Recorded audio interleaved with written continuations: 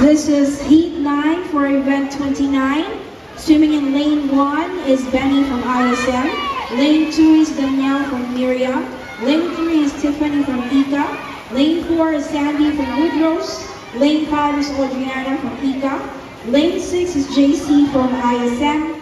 Lane 7 is Senna from ISM. And in Lane 8 is Astrid from Assumption.